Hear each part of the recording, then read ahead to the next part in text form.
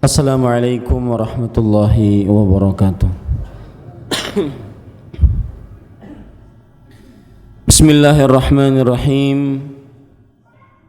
Innal hamdalillah nahmaduhu wa nasta'inuhu wa nastaghfiruh wa na'udzu billahi min shururi anfusina wa sayyiati a'malina.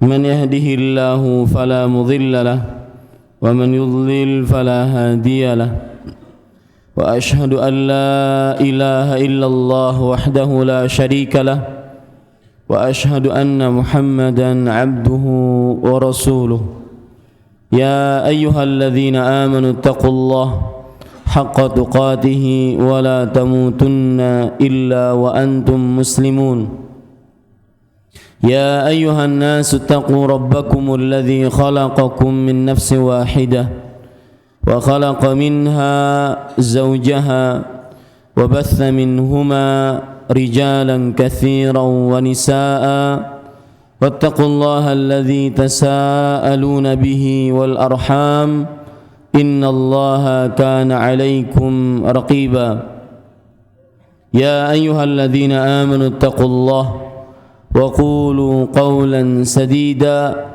يصلح لكم أعمالكم ويغفر لكم ذنوبكم ومن يطع الله ورسوله فقد فاز فوزا عظيما أما بعد فإن أصدق الحديث كتاب الله وأحسن الهدي هدي محمد صلى الله عليه وعلى آله وسلم وشر الأمور محدثاتها وكل محدثة بدعة وكل بدعة ضلالة وكل ضلالة في النار.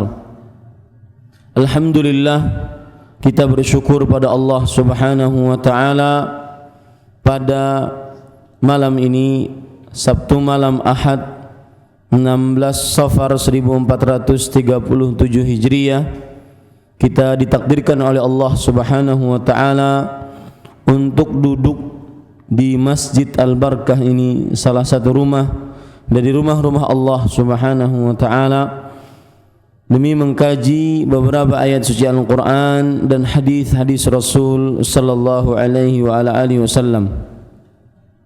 Salawat dan salam semoga selalu Allah berikan kepada Nabi kita Muhammad sallallahu alaihi wa ala alihi wasallam, pada keluarga beliau, para sahabat serta orang-orang yang mengikuti beliau sampai hari kiamat kelak. Kita berdoa dengan nama-nama Allah yang husna dan sifat-sifatnya yang ulia. Ya muqallibal qulub, tsabbit qulubana ala dinik. Wahai yang membolak-balikan hati, tetapkan hati kami di atas agamamu. Amin ya rabbal alamin.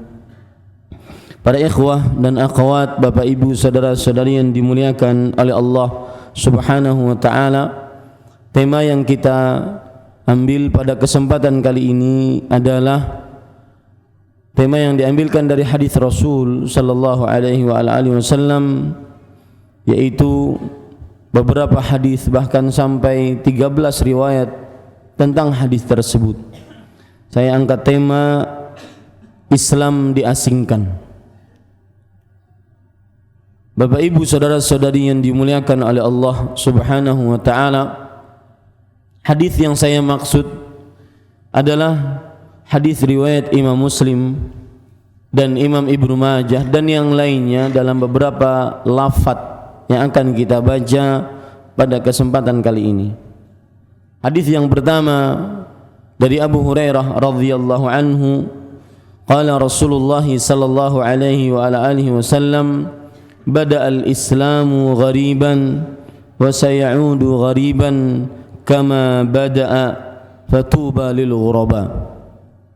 Islam dimulai dalam keadaan asing dan akan kembali asing sebagaimana dimulai dalam keadaan asing. Maka berbahagialah orang-orang yang asing. Dalam riwayat yang lain yang diriwayatkan juga oleh Imam Muslim dari Abdullah bin Umar radhiyallahu anhuma, Rasulullah sallallahu alaihi wa alihi wasallam bersabda, "Innal Islama bada'a ghariban wa sayaudu ghariban kama bada wa huwa ya'rizu al-masjidain kama ta'rizul hayyatu fi juhriha." Lihat di sini ada tambahan riwayat. Sesungguhnya Islam dimulai dalam keadaan asing dan akan kembali asing sebagaimana dimulai. Ini sama. Dan dia, yaitu Islam, akan masuk ke dalam dua masjid, yaitu Masjid Al-Haram yang berada di kota Mekah dan Al-Masjid An-Nabawi yang berada di kota Madinah. Sebagaimana ular masuk ke dalam lubangnya, sarangnya. Dan di dalam hadis ini terdapat tambahan riwayat, yaitu fatuba lil ghuraba hina yafsudun nas, thumma tuba lil ghuraba hina yafsudun nas. Maka berbahagialah orang-orang yang asing tatkala manusia rusak. Kemudian berbahagialah orang-orang yang asing tatkala manusia rusak. Ini tambahan yang lain dari dua hadis yang sudah kita sebutkan tadi. Di sana ada hadis yang ketiga, riwayat Imam Ibnu Majah dari Anas bin Malik radhiyallahu an. Rasulullah sallallahu alaihi wa alihi wasallam bersabda, "Innal Islama bada'a ghariban wa sayaudu ghariban fatuba lil ghuraba." Sesungguhnya Islam akan datang dalam keadaan asing dan akan kembali dalam keadaan asing, maka berbahagialah orang-orang yang asing. Hadis riwayat Imam Ibnu Majah, cuma berbeda sahabatnya.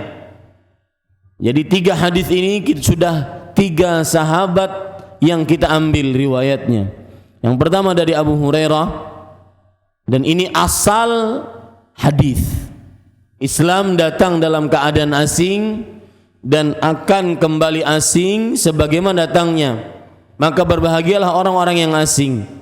Ini hadis riwayat Abu Hurairah radhiyallahu anhu yang disebutkan di dalam kitab Sahih Muslim dan Sunan Ibnu Majah. Yang kedua yang sudah saya bacakan yaitu riwayat Abdullah bin Umar radhiyallahu anhuma. Dan riwayat Abdullah bin Umar radhiyallahu anhuma ini tambahan banyak. Di antara tambahan-tambahannya yaitu bahwa Rasulullah sallallahu alaihi wasallam bersabda, sesungguhnya Islam akan masuk ke dalam dua masjid sebagaimana ular masuk ke dalam lubangnya. Tambahan yang lain dalam riwayat ini juga yaitu wala taqumus saah hatta yakuna ghariban. Dan tidaklah dibangkitkan hari kiamat sampai Islam dianggap asing. Dan nanti kita akan sebutkan perkataan-perkataan para ulama dari mulai para sahabat bahwa ajaran yang sebenarnya itu murni ajaran Islam, tapi karena asing tadi akhirnya dianggap sesuatu yang baru. Sedangkan ajaran yang baru yang masuk ke dalam agama Islam yang bukan dari Islam, tapi karena gangguan iblis, godaan iblis, sehingga menjadi biasa dan dianggap bahkan sunnah di tengah Islam, akhirnya dianggap ajaran Islam. Apabila dirubah ini ajaran yang baru, dianggap orang-orang telah merubah Islam. Dianggap orang-orang telah merubah Islam, sebagaimana perkataan Abdullah bin Mas'ud radhiyallahu anhu, "Idza ghayyirat qila ghayyiratis sunnah." Jika kebiasaan yang baru tersebut yang baru diadopsi dalam agama Islam yang belum ada contohnya dari Nabi Muhammad sallallahu alaihi wasallam, baik itu berupa akidah atau yang berkaitan dengan ibadah, atau yang berkaitan dengan muamalah dan tingkah laku. Padahal dia bukan Islam, tapi karena sudah terlalu terbiasanya kaum muslim melakukan itu, maka dianggap sebagai ajaran Islam, yang akhirnya apabila ajaran tersebut dirubah, maka orang-orang akan mengatakan qalu ghayyiratis sunnah.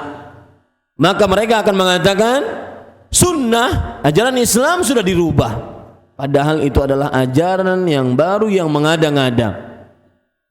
Para ikhwah yang dirahmati oleh Allah Subhanahu wa taala, tambahan dalam riwayat yang kedua ini yaitu hina yafsudun nas. Lihat, kapan orang-orang asing bahagia? Ketika manusia rusak, menyimpang dari ajaran Islam. Pada saat itu benar-benar terasa keterasingan Islam. Pada saat itu benar-benar terasa Islam aneh di tengah manusia. Pada saat itu orang yang berakidah yang benar, menyembah hanya kepada Allah, meninggalkan sesembahan selain Allah, meninggalkan kuburan-kuburan keramat, meninggalkan jimat, meninggalkan bertanya kepada tukang ramal, apapun statusnya di masyarakat, dianggap aneh. Kuburan ketika tidak dibangun dianggap aneh. Ini salah satu yang memicu saya mengangkat tema ini. Sebenarnya beberapa kejadian. Ada sebuah kejadian diantaranya seorang dikubur di pemakaman kaum muslim. Kemudian ternyata pemakaman tersebut mewajibkan bahwa tanah kuburannya harus ditinggikan dan dikeramiki. Sedangkan itu dilarang dalam hadis riwayat Muslim. Nah, Rasulullah sallallahu alaihi wasallam an yujassasul qabru. Rasulullah sallallahu alaihi wasallam melarang untuk ditinggikan, dikeramiki kuburannya. Dan ikhwah atau seorang yang dikubur ini keluarganya sudah mengenal sunnah. Seperti itulah dia ingin. Seperti biasa, sebagaimana yang diajarkan dalam sunnah Rasul sallallahu alaihi wasallam. Kuburannya tidak ditinggikan, tidak diberikan keramik, tidak dinamai, hanya sebatas tanda bahwasanya ini kuburan agar tidak diinjak, tidak diduduki dan semisalnya. Tetapi apa yang terjadi? Pengurus kuburan protes. Tidak, peraturan daerah seperti ini. Nah, subhanallah. Ayo, mau diapakan lagi kita? Yang menjadi sunnah Rasul dianggap asing. Itu kejadian pertama. Kejadian kedua, masalah yang sering didapati oleh para ikhwah dan akhwat. Pakaian di atas dua mata kaki. Apalagi kadang-kadang ikhwah bukan hanya di atas dua mata kaki, kadang-kadang setengah betis, dan itulah sunnahnya. Izratul mu'min ila ansafi qadamai ila ansafi saqai. Artinya pakaian seorang beriman adalah setengah betisnya. Ketika berjalan di keramaian, dilihat orang, apa nih? Kurang kain. Aneh. Ajaran murni Islam, hadis sahih. Perempuan yang memakai jilbab yang sesuai dengan syariat dianggap aneh. Sedangkan yang melakukan dosa besar, isbal itu dosa besar. Dosa besar. Ya, kaum muslim yang hadir di masjid ini dan seluruh para pemirsa sekalian, isbal itu dosa besar. Semestinya saya yang harus ngelihat Anda. Ente itu aneh, dosa besar dibawa kemana-mana. Paham maksud saya? Hina yafsudun nas, tatkala manusia rusak. Kemudian tambahan yang lain, para ikhwan yang dirahmati oleh Allah Subhanahu wa taala, di dalam hadis yang keempat dari Abdullah bin Mas'ud radhiyallahu anhu yang diriwayatkan oleh Imam Tirmidzi, Imam Ahmad dan yang lainnya. Sama awalnya, kemudian Rasulullah SAW ditanya, manil ghuraba? Siapa mereka orang-orang asing?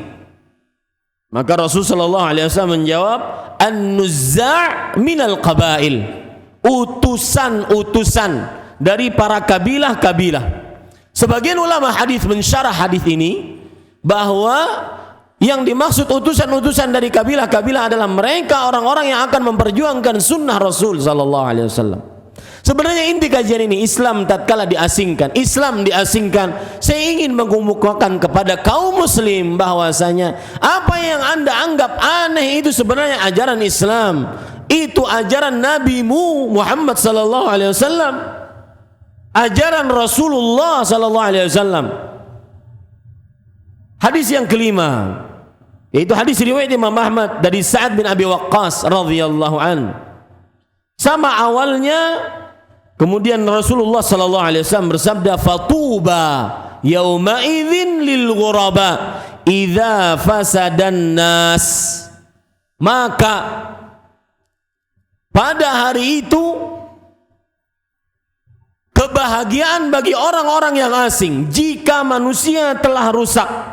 Kemudian Rasul sallallahu alaihi wasallam bersabda, lanjutannya, walladzi nafsi Abil Qasimi biyadih, demi jiwa Abul Qasim, kunyahnya Nabi Muhammad sallallahu alaihi wasallam, kunyahnya Nabi Muhammad sallallahu alaihi wasallam, la ya'rizanna al-iman baina hadainil masjidain kama ta'rizul hayyatu fi juhriha. Ini tambahan, sungguh iman akan benar-benar masuk di antara dua masjid ini, yaitu Masjidil Haram dan Masjid Nabawi, sebagaimana ular masuk ke dalam lubangnya.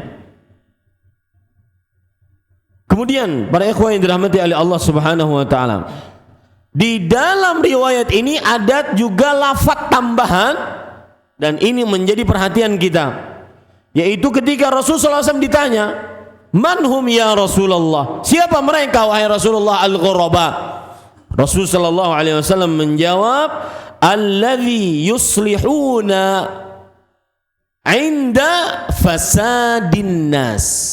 Lihat, beda dengan lafaz yang pertama. Kalau lafaz yang pertama, fatuba hina yafsudun nas, berbahagialah orang-orang yang memegang sunnah, memegang Islam yang murni tatkala manusia rusak. Jadi nanti ada kelezatan di dalam diri sendiri bagi orang yang memegang sunnah. Dia tidak akan pernah takut celaan orang, omongan orang. Ini sunnah yang dikerjakan oleh Rasulullah, saya akan mengerjakannya. Ada kelezatan. Fatuba lil ghuraba hina yafsudun nas. Artinya, maka berbahagialah orang-orang yang asing tatkala manusia rusak. Kalau ini lafaz yang sekarang, lafaz dari Jabir radhiyallahu an yang diriwayatkan oleh Imam At-Tabarani, lafaz hadis yang ke-6 dari Salman Al-Farisi dan juga Jabir, yaitu ketika Rasulullah SAW ditanya, manhum ya Rasulullah, siapa mereka wahai Rasul sallallahu alaihi wasallam? Alladzina yuslihuna inda fasadin nas, orang-orang yang membuat perbaikan, amar ma'ruf nahi mungkar ketika manusia rusak. Jadi bukan hanya dia sendiri yang jadi pohonnya, menaungi diri sendiri, menjadi lilinnya sendiri, tidak, tetapi dia menerangi orang lain. Dan ini salah satu makna ghuraba. Jadi kalau kita perhatikan dari riwayat semua tadi, kita ambil ghuraba yang pertama, yaitu orang-orang yang berpegang dengan sunnah Rasul sallallahu alaihi wasallam, dan itu akan mendapatkan tuba, kebaikan. Bahkan Imam An-Nawawi rahimahullahu ta'ala di dalam kitab Al-Minhaj Syarah Nawawi ala Sahih Muslim menyatakan, tuba syajarun fil jannah awil jannah. Tuba adalah pohon yang ada dalam surga atau surga itu sendiri. Siapa mereka? Orang-orang yang ghuraba, yang mendapatkan tuba tadi, yaitu orang yang memegang sunnah, yang asing dengan sunnah tatkala manusia sudah menyimpang banyak dari Islam. Zaman sekarang, Pak, sangat jauh berbeda dengan zaman para sahabat Nabi, terutama sahabiat. Di zaman Ummu Salamah radhiyallahu anha, ketika beliau berkata kepada Rasulullah sallallahu alaihi wasallam tentang hadis isbal, "Ya Rasulullah, fa kaifa tasna'un nisa'u bidhuyulihinna?"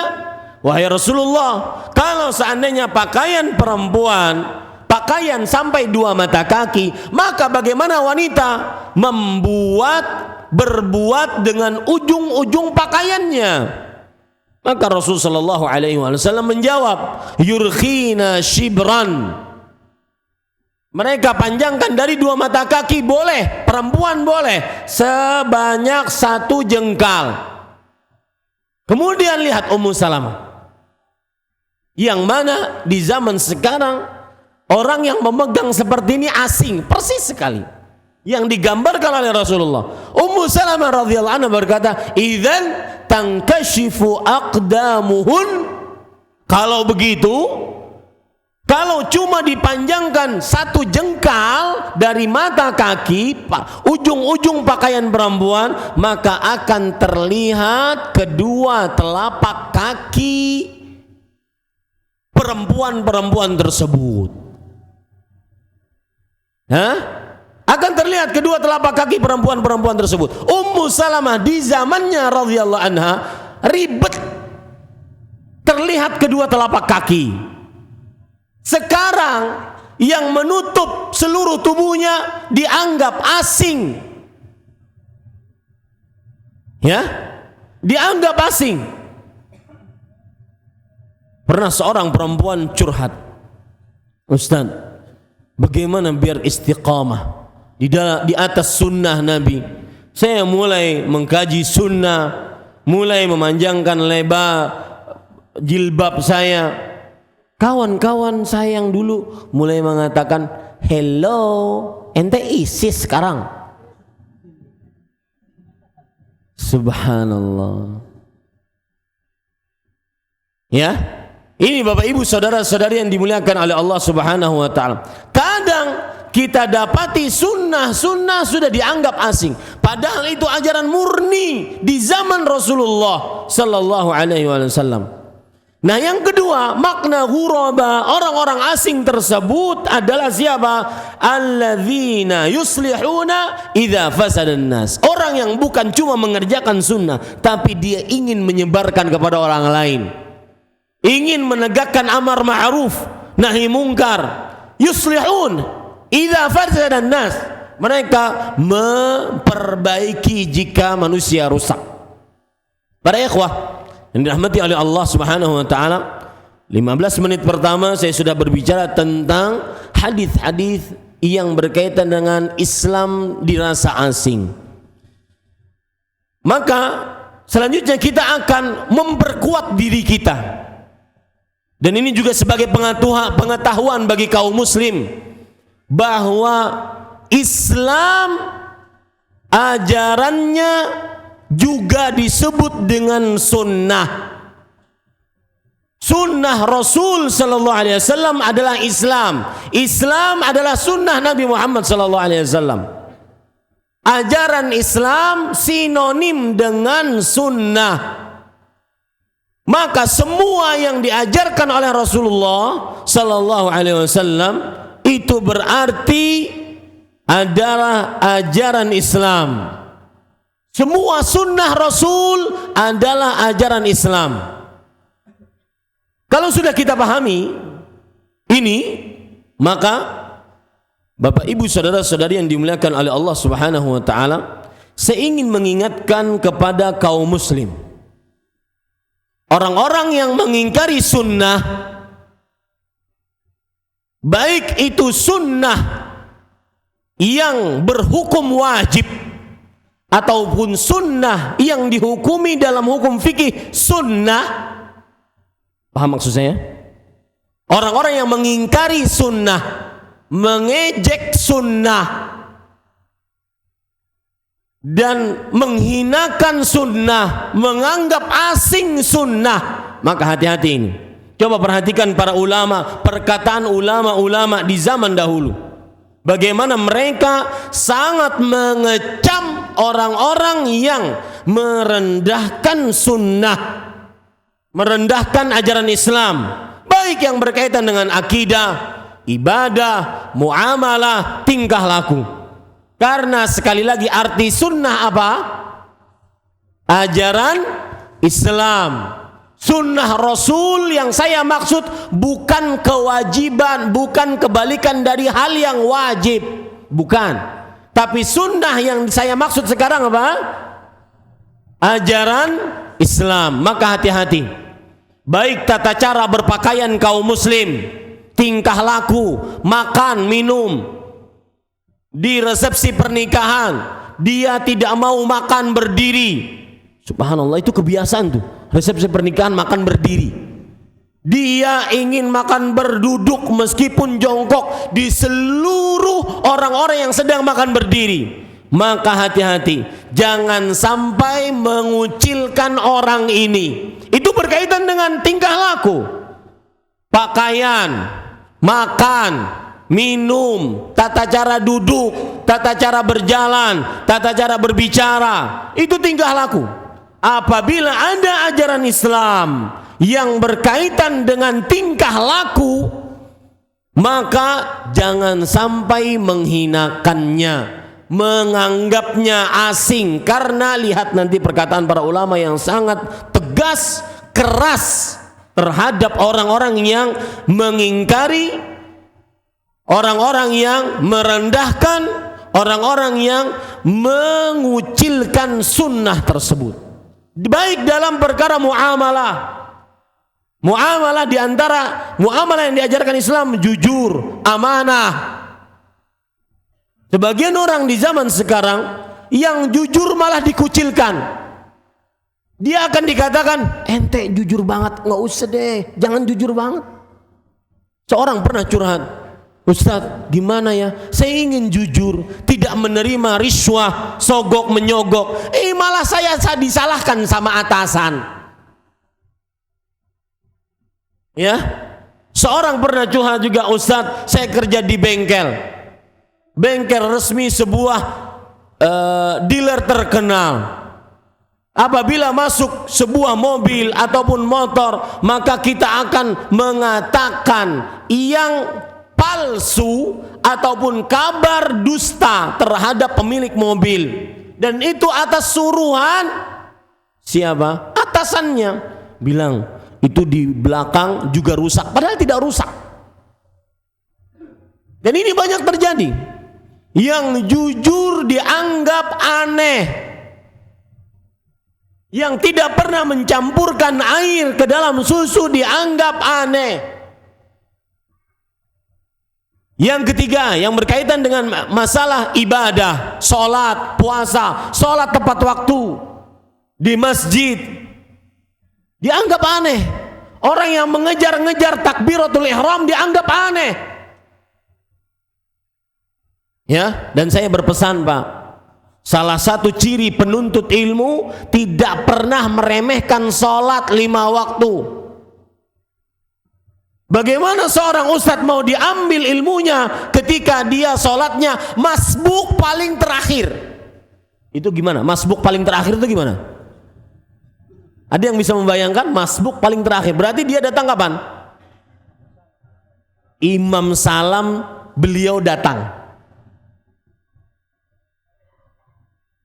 Ini para ikhwan yang dirahmati oleh Allah Subhanahu wa ta'ala.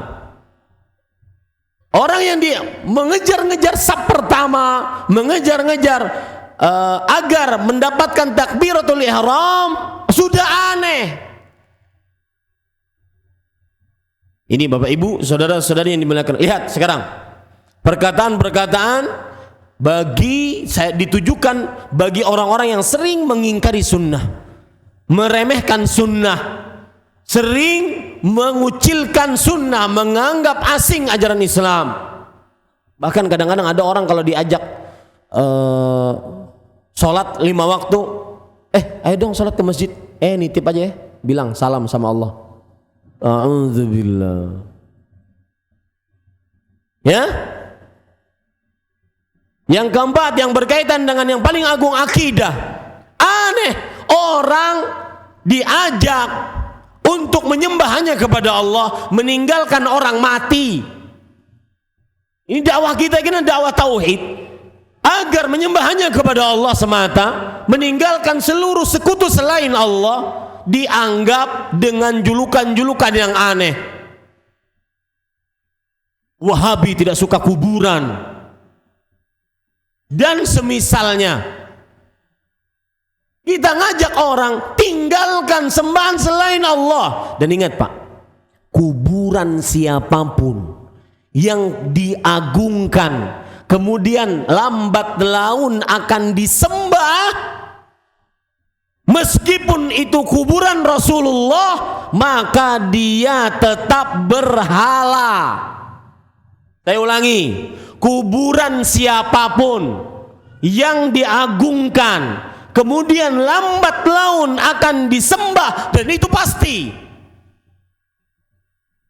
meskipun itu kuburan Rasulullah sallallahu alaihi wasallam, maka dia dianggap berhala. Apa dalilnya? Hadis riwayat Imam Ahmad, Allahumma la taj'al qabri wathanan. Ya Allah, jangan jadikan kuburanku berhala. Maksudnya apa? Dan doa Rasulullah SAW ini dikabulkan oleh Allah Subhanahu wa taala. Kuburan beliau tidak disembah, tidak dijadikan berhala.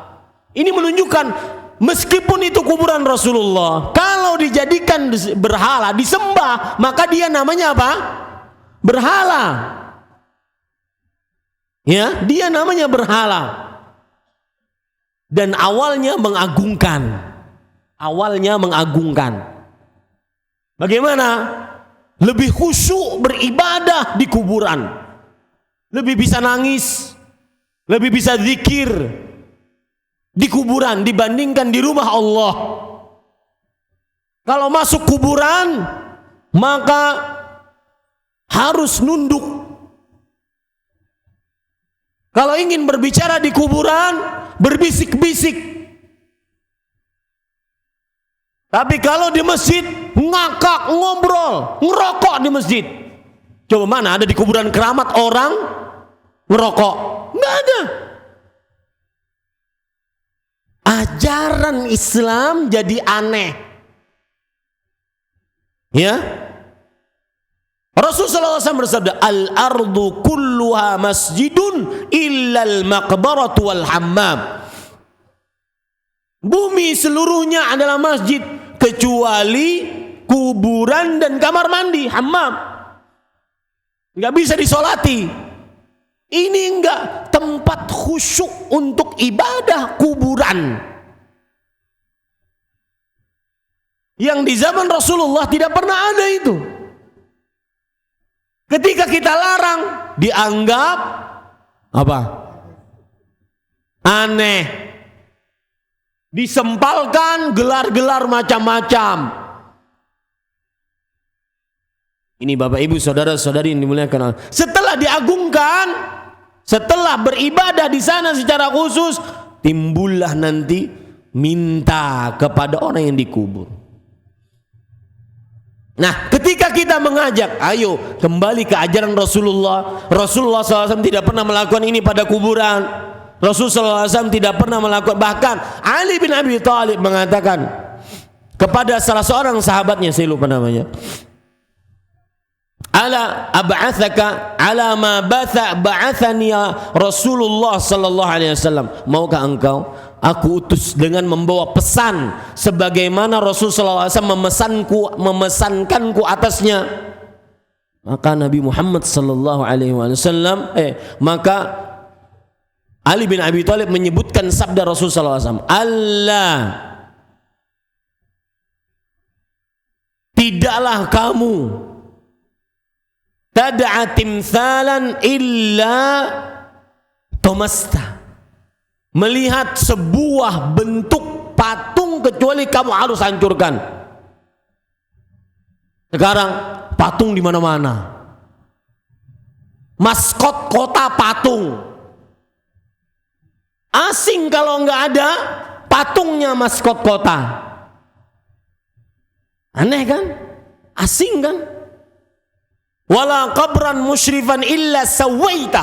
Tidak ada kuburan yang tinggikan kecuali harus diratakan. Itu adalah pesan siapa?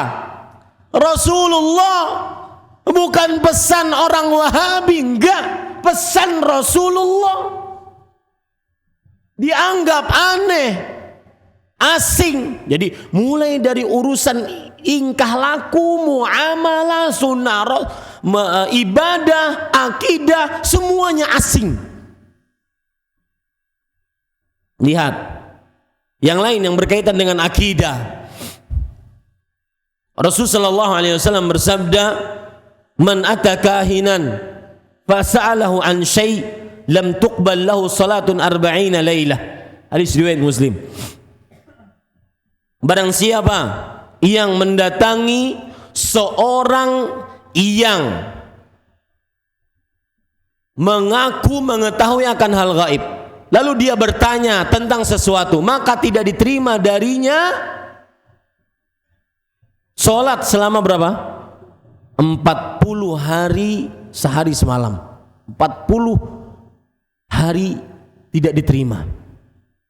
Itu hadis Rasul, itu ajaran Islam. Aneh. Sekarang malah orang-orang yang diharamkan untuk didatangi dan ditanya, didatangkan dalam acara-acara televisi, didatangkan, ditanya nasib fulan gimana, nanti mulai dibumbu-bumbui. Kita kan nggak percaya, ini kan cuma ya haram, asing. Lihat sekarang, kita baca sekarang perkataan Al-Imam Muhammad Ibn Husain Al-Ajurri, seorang imam di bidang akidah yang meninggal pada tahun 360 Hijriyah, abad keempat Hijriyah. Di dalam kitab beliau Asy-Syari'ah, beliau mengatakan, "Jami'u fara'idhillahi 'azza wa jalla allati faradaha Allah jalla wa 'ala fi kitabih la yu'lamul hukmu fiha illa bi sunani Rasulillah sallallahu alaihi wa ala alihi wasallam." Hadza qaulu ulama'il Islam, man qala ghairu hadza kharaja min millatil Islam wa dakhala fi millatil mulhidin. Artinya, seluruh kewajiban yang diwajibkan oleh Allah di dalam Al-Qur'an yang tidak diketahui hukum di dalamnya kecuali dengan sunnah Rasul. Maksudnya apa? Apa yang ada dalam Al-Quran kadang-kadang mujmal, umum. Itu penjelasannya ada di dalam apa? Hadis Rasul, sunnah Rasulullah sallallahu alaihi wasallam. Pernahkah kita dapati di dalam Al-Quran bagaimana tata cara mengerjakan sholat 5 waktu beserta waktu-waktunya? Pernahkah kita dapati dalam Al-Quran bagaimana nisab zakat emas, perak, kemudian pertanian, kemudian hewan? Tidak pernah kita dapati. Pernahkah kita dapati dalam Al-Quran kafarat untuk yang berjima di dalam siang hari bulan Ramadan? Hukum sedekah, zakat fitr, dan juga ukurannya kita dapati dalam Al-Quran. Pernahkah kita dapati dalam Al-Quran rincian hukum-hukum haji, tawaf, sa'i, tahallul? Enggak ada. Maka beliau mengatakan seluruh yang diwajibkan oleh Allah dalam Al-Quran dan penjelasannya dalam sunnah Rasul, ini adalah perkataan para ulama. Siapa yang mengatakan selain ini, maka dia keluar dari Islam dan masuk ke dalam agamanya orang ateis. Lihat lagi penjelasan yang lain. tentang memegang sunnah yang dijelaskan oleh Imam Ali bin Ahmad Ibnu Hazm. Beliau meninggal pada tahun 456 Hijriah. Beliau mengatakan, walau anna imra'an qal, kalau ada seseorang berkata, la na'khudhu illa ma wajadna fil Qur'an. Kalau ada orang berkata, kami tidak akan mengambil hukum kecuali apa yang ada dalam Al-Quran, la kana kafiran bi ijma'il ummah. Sungguh dia telah kafir dengan kesepakatan umat Islam. Lihat, perkataan yang begitu tegas. Bagaimana orang-orang yang memegang teguh dengan sunnah Rasul sallallahu alaihi wasallam sangat diagungkan, dan hati-hati orang yang menghina sunnah Rasulullah sallallahu alaihi wasallam. Lihat lagi perkataan Abu Bakar ibn Muhammad As-Suyuti, ulama Islam abad ke-9 Hijriah. Beliau meninggal pada tahun 855 Hijriah. Beliau mengatakan, fa'alamu rahimakumullah anna man yunkira kauna hadits Rasulillah sallallahu alaihi wasallam fi'lan kana aw qawlan bi syartihil ma'rufi fil usuli hujjah kafara wa kharaja an dairatil Islam wa husyira ma'al yahud wan nasara aw ma'a man sya'a min firaqil kafarah. Subhanallah. Jadi hadis Rasul, sunnah Rasul sangat diagungkan. Ketahuilah bahwasanya siapa yang mengingkari hadis Rasulullah sallallahu alaihi wasallam, baik itu berupa ucapan ataupun perbuatan, dengan syarat-syaratnya yang sudah dikenal di dalam ilmu usul,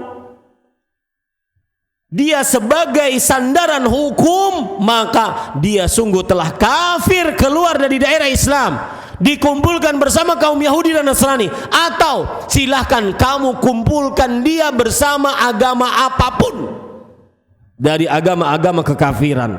Ini disebutkan di dalam kitab Miftahul Jannah fil Ihtijaji bis Sunnah. Lihat Bapak Ibu saudara-saudari yang dimuliakan oleh Allah, bagaimana Islam sangat diagungkan, sunnah Nabi sangat diagungkan. Lihat lagi dalam kitab As-Sunnah, Imam Muhammad ibn Nasr Al-Marwazi rahimahullahu ta'ala mengatakan tentang mengusap di atas dua khuf.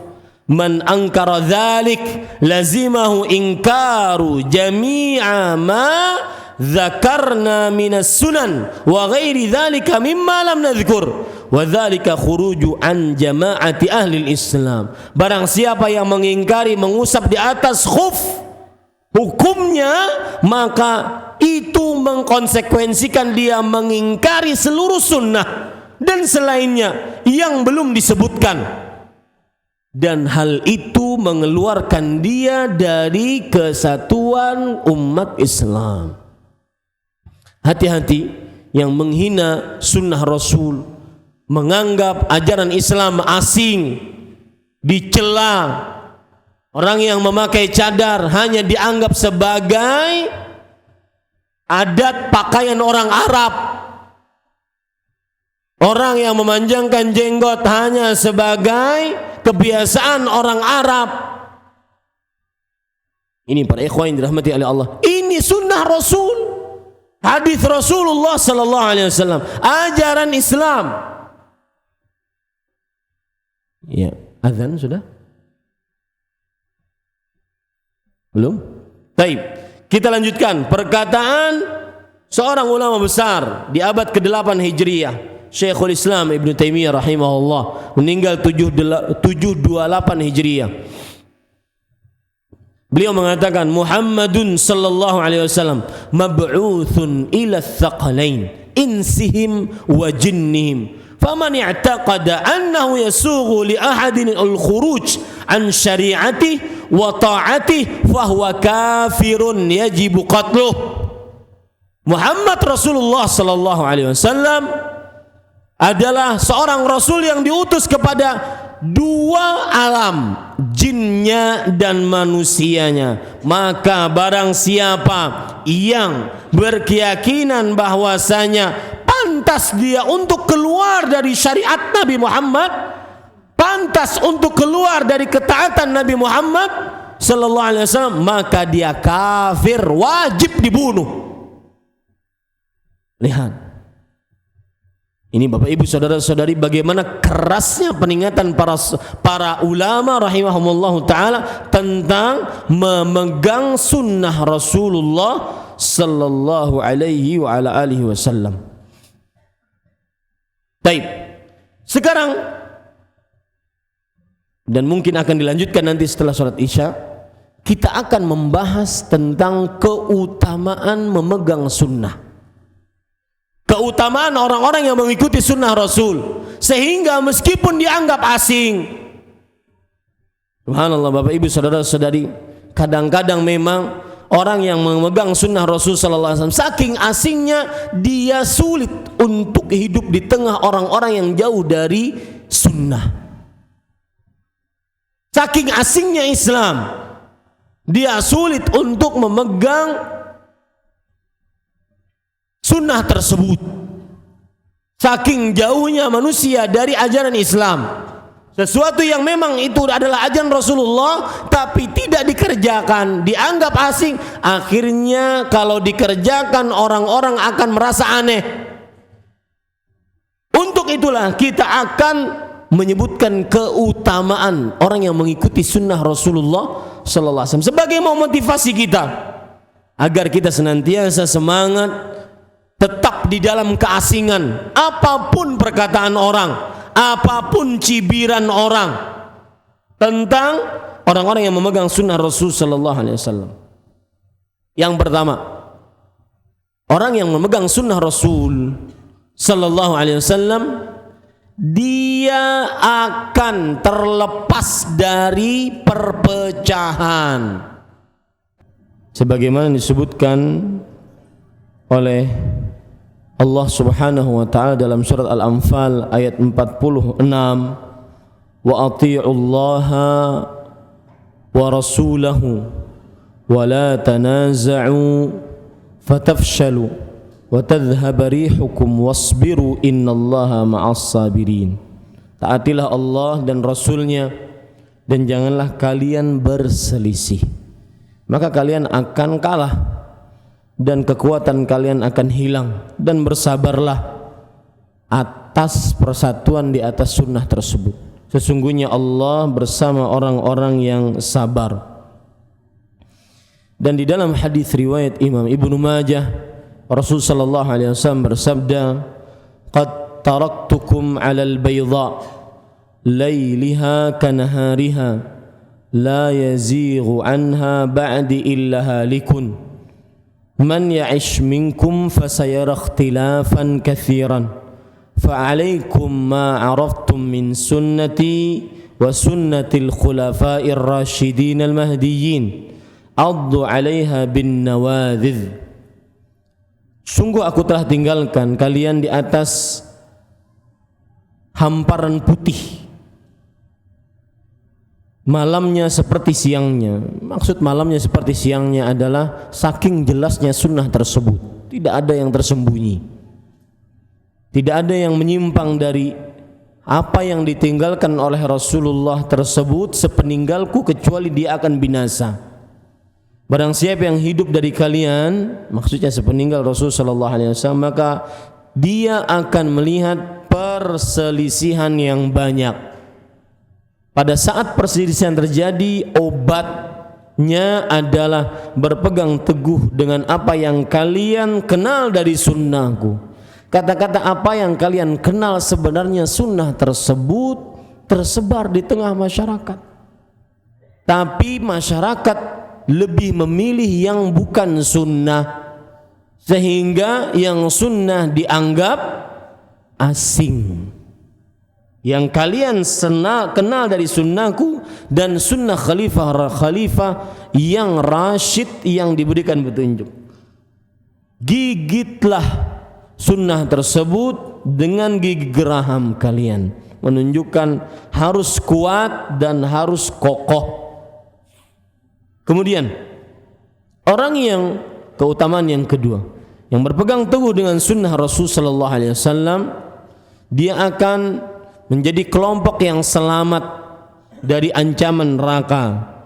Sebagaimana hadis yang sangat masyhur tentang perpecahan umat.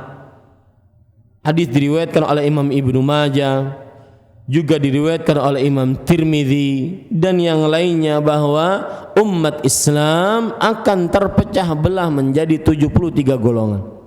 Seluruhnya di dalam neraka kecuali satu yang selamat. Makanya disebut dengan al-firqatun najiyah, kelompok yang selamat. Siapa mereka? Dalam hadis riwayat Tirmidzi dari Abdullah bin Umar, ma'ana alaihi al-yauma wa ashabi, orang yang mengikuti aku hari ini dan para sahabatku.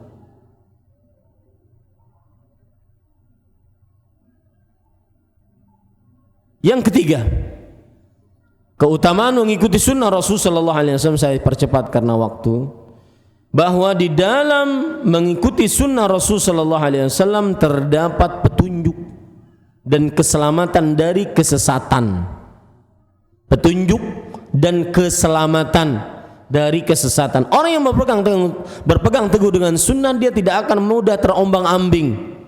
Dan musuh sunnah itu dua, syahwat, syubhat. Musuh sunnah dua, syahwat, kemudian apa? Syubhat. Syahwat taqdimul hawa 'alal aql.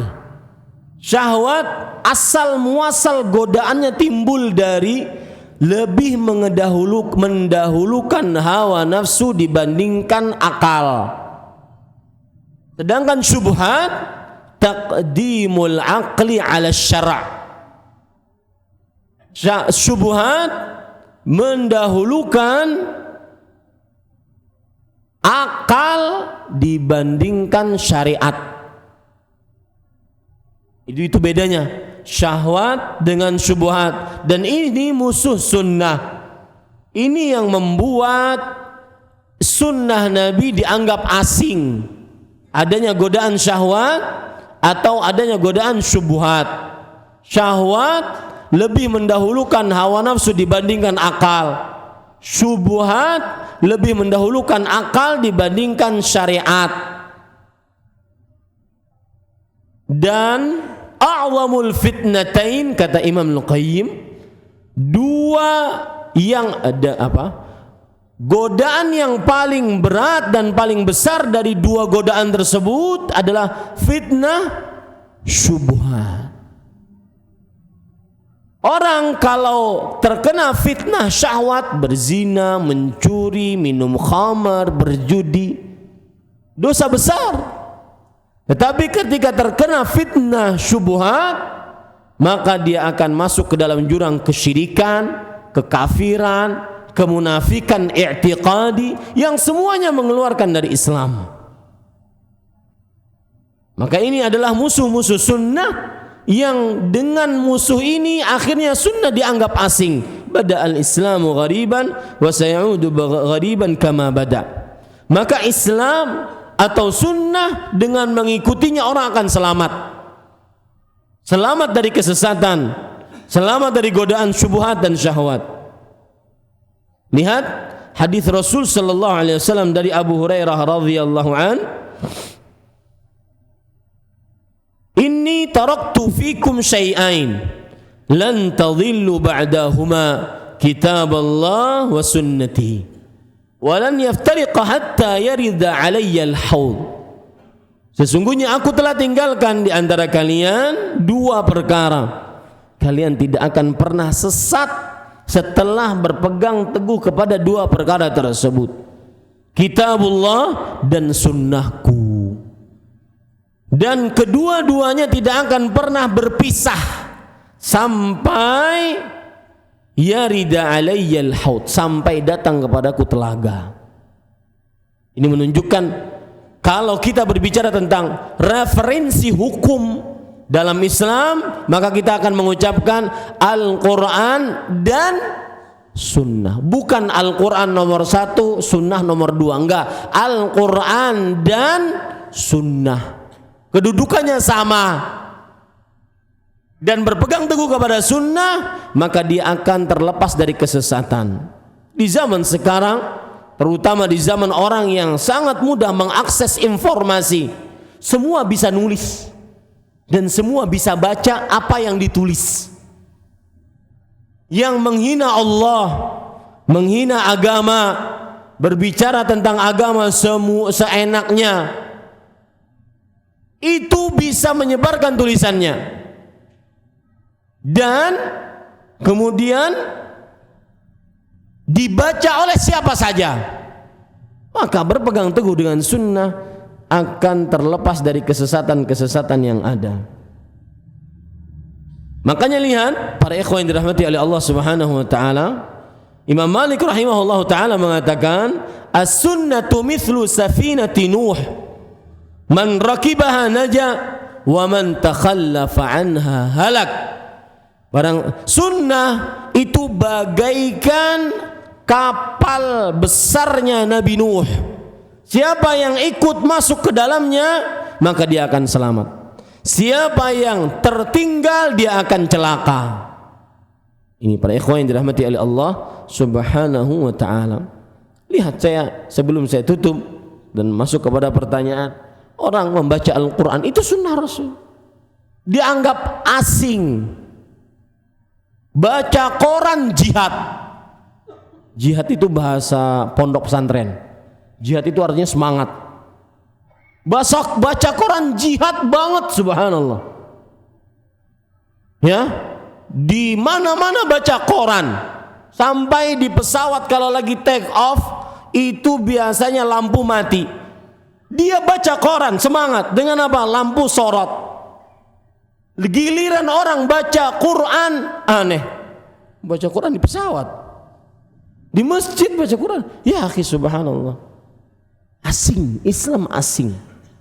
Maka karena tidak cukup waktunya, yang jelas ingat selalu tuba lil ghuraba. Sungguh berbahagia orang-orang yang asing. Itu satu tafsiran. Tafsiran yang lain, tuba, surga bagi orang-orang yang asing.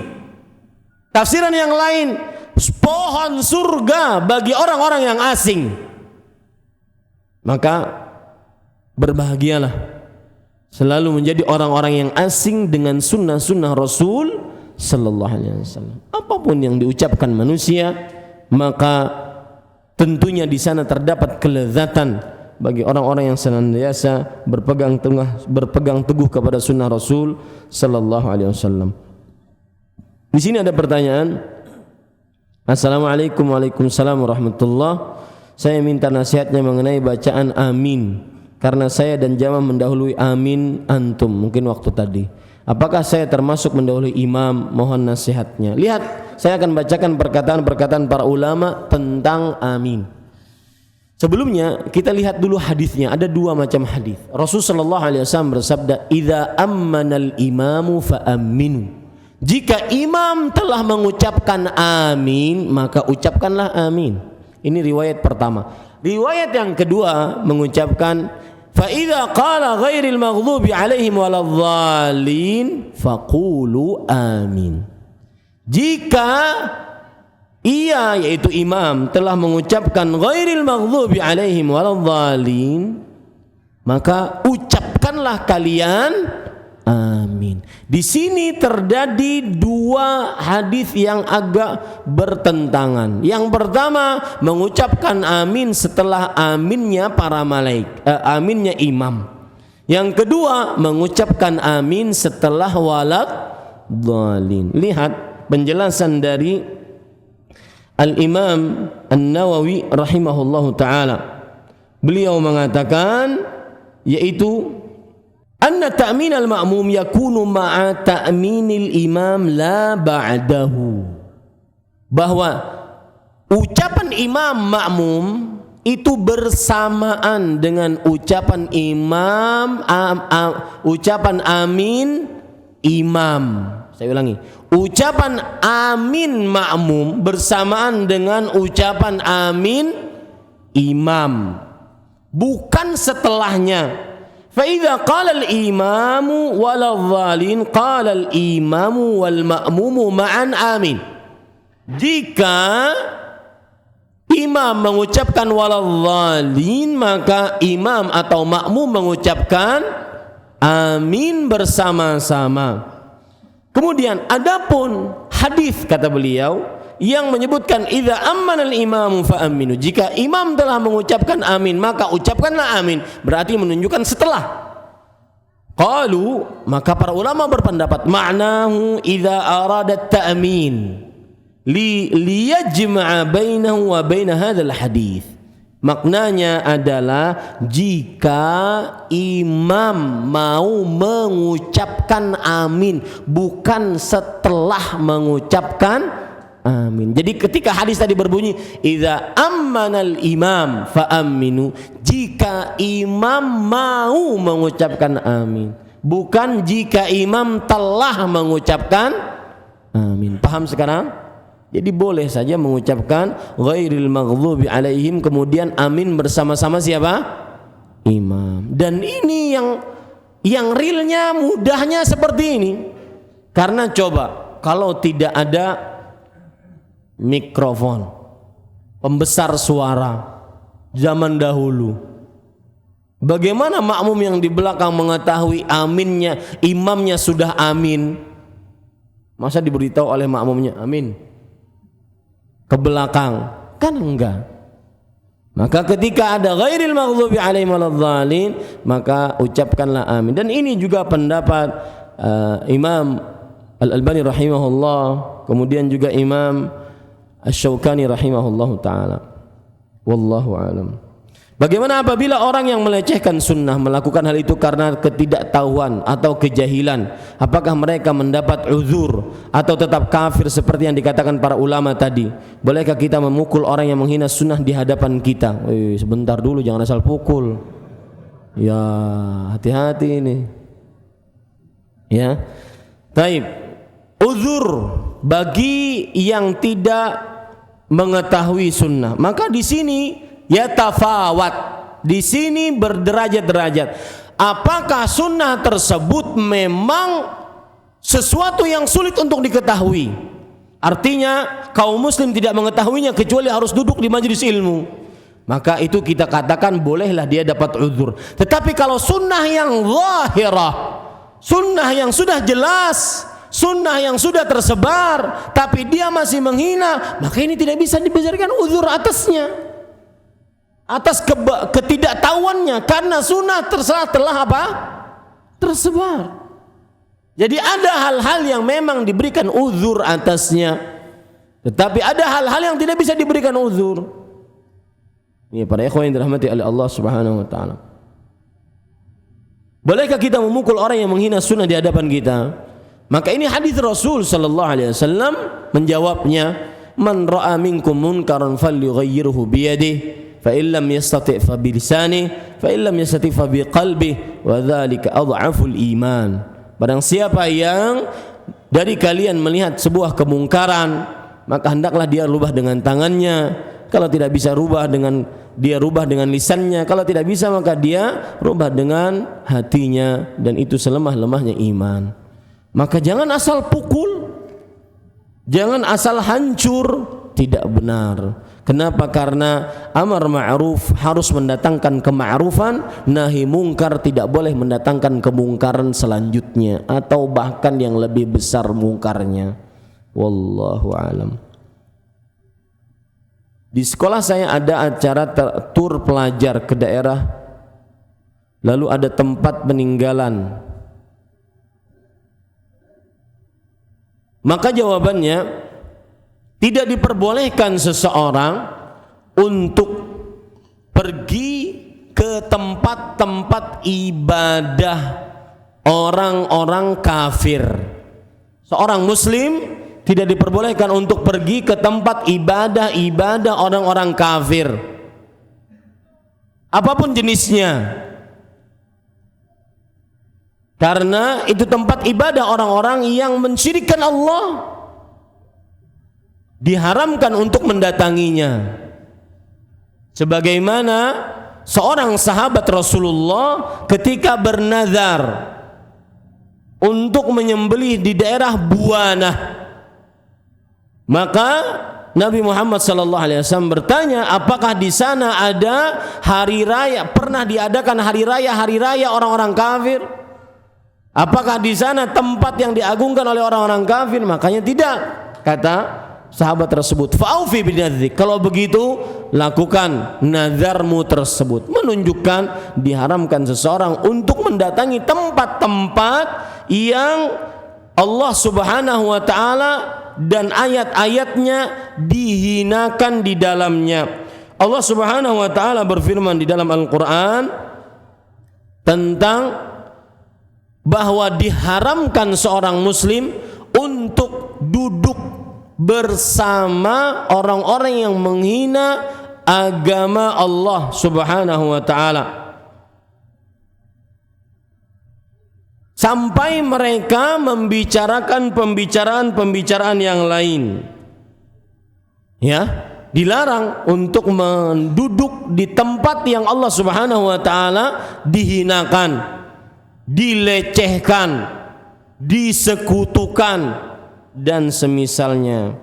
Seperti misalkan dalam surat Al-An'am ayat 68, wa idza ra'aital ladzina yakhuduna fi ayatina fa'arid anhum hatta yakhudhu fi haditsin ghairi wa imma yunsiyannaka syaitan fala taq'ud ba'da dzikra ma'al qaumidz zalimin. Jika engkau telah melihat orang-orang yang mengolok-olok ayat-ayat kami, maka berpalinglah dari mereka sampai mereka masuk ke dalam pembicaraan yang lain. Kalau tidak, maka syaitan akan melupakanmu. Nah, ini hati-hati. Ya, jangan masuk ke dalam tempat orang-orang kafir, ibadah orang-orang kafir. Fala taq'ud ba'da dzikra ma'al qaumidz zalimin. Janganlah kamu duduk setelah peringatan bersama orang-orang yang zalim. Dan kezaliman yang paling agung adalah tatkala Allah Subhanahu wa taala disyirikkan. Wallahu alam. Bagaimana sikap saya terhadap saudara yang sering menyesatkan saya?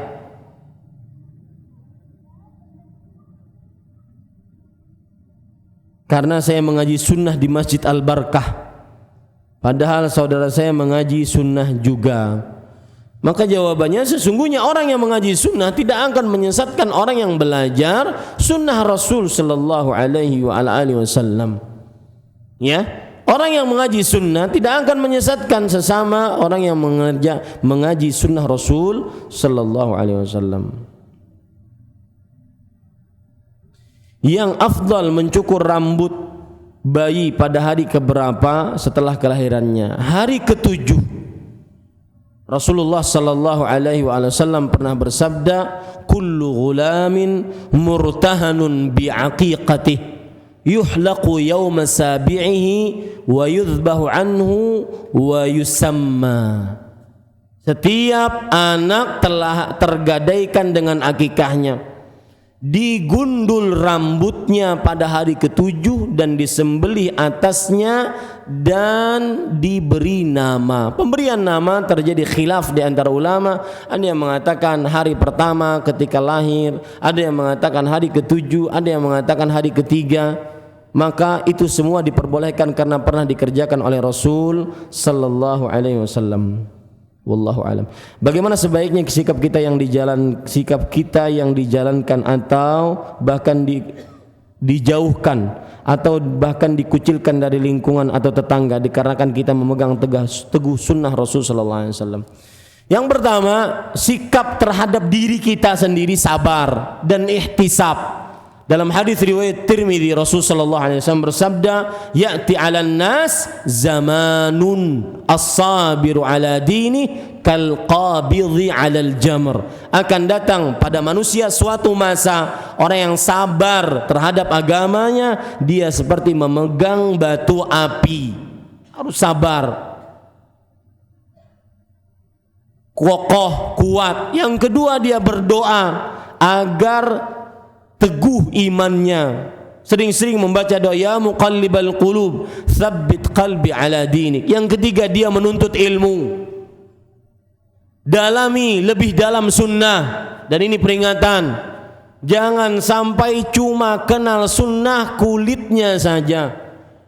Anda sekarang sudah mendengar misalkan kajian-kajian sunnah melalui radio-radio sunnah, semisal dengan Radio Roja, Raja TV, dan TV-TV lainnya yang mengajarkan sunnah Rasul. Kemudian tertarik, kemudian bertobat, ingin hidupnya lebih condong kepada akhirat, lebih ingin mengabdikan diri kepada Allah, tahu akhirnya tujuan hidup, maka itu baru permulaan.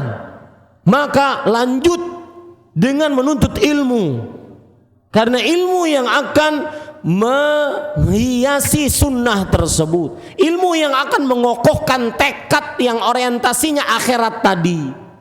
Jangan sampai sudah mencukupkan, jangan, belajar terus belajar. Ini para ikhwan yang dirahmati oleh Allah, cukup kiranya apa yang baiknya dari Allah Subhanahu wa taala, apa yang buruk itu dari saya pribadi, manusia biasa, dan kita cukupkan dengan kafaratul majlis. Subhanakallah bihamdik, asyhadu an la ilaha illa anta astaghfiruka wa atubu ilaik. Wassalamualaikum warahmatullahi wabarakatuh.